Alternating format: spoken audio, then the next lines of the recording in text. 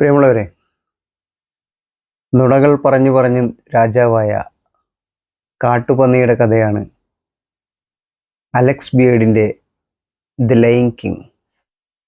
കാട്ടുപന്നി ഒരു പെരും നുണയനായിരുന്നു. നുണകൾ പറഞ്ഞു പറഞ്ഞ് മറ്റു മൃഗങ്ങളെ വിശ്വസിപ്പിക്കാനും തമ്മിൽ പിണക്കാനും സമർത്ഥനുമായിരുന്നു. നനഞ്ഞു കിടക്കുന്ന മണ്ണിൽ ചവിട്ടി വരണ്ടു കിടക്കുന്നല്ലോ എന്ന് പറഞ്ഞു വിശ്വസിപ്പിക്കും. മയിലിനെ നോക്കി നീ എത്ര വിരൂപിയാണ് എന്ന് പരിഹസിക്കും. 100 വയസ്സ് കഴിഞ്ഞ ആമയുടെ മുഖത്ത് നോക്കി നിന്നേക്കാൾ പരിചയസമ്പത്ത് എനിക്കാണ് എന്ന് ഉളുപ്പില്ലാതെ പറയും. ഏറ്റവും വേഗതയുള്ളത് തനിക്കാണെന്ന് ചീറ്റപ്പുലിയോട് വാദിക്കും. അവൻ്റെ വർത്തമാനം കേട്ട് തങ്ങൾക്കൊന്നും ഒരു കഴിവുമില്ലെന്ന് സിംഹവും കടുവയും വരെ ചിന്തിച്ചു. അവർക്ക് സ്വന്തം കഴിവിലുള്ള വിശ്വാസം നഷ്ടപ്പെട്ടു. നുണകൾ പലവട്ടം ആവർത്തിച്ചപ്പോൾ പന്നിയുടെ വാക്കുകൾ ശരിയാണെന്ന് തോന്നിയ മൃഗങ്ങൾ പന്നിയെ രാജാവാക്കി. രാജാവായപ്പോൾ പന്നിയുടെ അഹങ്കാരം വർദ്ധിച്ചു. പിന്നീട് ആകെ നയമാറ്റങ്ങളായി. കാടിൻ്റെ പല ഭാഗങ്ങളുടെയും പേരുകൾ മാറി.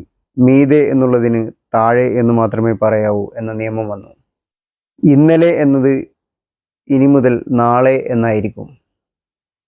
എന്തൊക്കെയോ പുതുതായി നടപ്പാക്കാൻ പോകുന്നു എന്ന പ്രതീക്ഷയിൽ കുറച്ച് പൊതുമൃഗങ്ങൾ ആവേശഭരിതരായി. കറുത്ത വരകളോടുകൂടിയ വെളുത്ത സീബ്രകളാണ് വെളുത്ത വരകളോടുകൂടിയ കറുത്ത സീബ്രകളേക്കാൾ മികച്ചത് എന്ന പ്രഖ്യാപനം പെട്ടെന്നായിരുന്നു. സീബ്രകൾ തമ്മിൽ ആശയക്കുഴപ്പങ്ങളും വാഗ്വാദങ്ങളും കയ്യേറ്റങ്ങളും ആരംഭിച്ചു. കടുവകൾ വെജിറ്റേറിയനാണെന്ന് മാനുകളോട് കള്ളം പറഞ്ഞു. അത് വിശ്വസിച്ച പല മാനുകളെയും കാണാതായി. തൻ്റെ ദൗർബല്യങ്ങൾ മറച്ചുവെക്കാൻ രാജാവ് മൃഗങ്ങളെ പലതും പറഞ്ഞ് തമ്മിലടുപ്പിച്ചു. മൃഗങ്ങളുടെ ശ്രദ്ധ മാറിയെന്ന് കണ്ട് തൻ്റെതായ പുതിയ തന്ത്രങ്ങളുമായി കാട് മുടിച്ചു. ആർക്കും പരസ്പരം വിശ്വാസമില്ലാതായി. വഞ്ചന പടർന്നു. ഒടുവിൽ ഒരു എലി മുന്നോട്ട് വന്നു. അവൻ ധൈര്യസമേതം പറഞ്ഞു, എടാ പന്നി, മുയലുകളെ കാണാൻ എന്തൊരു ഭംഗിയാണ്. നീ പെരും നുണയനാണ്. മാലിന്യം തിന്നുന്ന വെറും ഒരു പന്നിയല്ലേ നീ. എലിയെ നോക്കി കടുവക്കും പുലിക്കുമില്ലാത്ത ധൈര്യം നിനക്കോ എന്ന് പന്നി പുച്ഛിച്ചു. നീ വെറും പീക്കിരിയാണെന്നും തന്നോട് മുട്ടാൻ വരണ്ടെന്നും അവൻ ഭീഷണി ഇറക്കി. പക്ഷേ എലിയുടെ വാക്കുകൾ സമൂഹത്തിൽ ചർച്ചയായി. മാലിന്യം തിന്നുന്ന വെറും ഒരു പന്നിയാണ് നമ്മെ അടക്കി ഭരിക്കുന്നത് എന്നവർക്ക് ബോധ്യമായി. മൃഗങ്ങൾക്ക് മറിച്ചു ചിന്തിക്കാനുള്ള ധൈര്യം കിട്ടി. ഒടുവിൽ മൃഗങ്ങളെല്ലാം ചേർന്ന് പന്നിയെ ചവിട്ടി പുറത്താക്കി.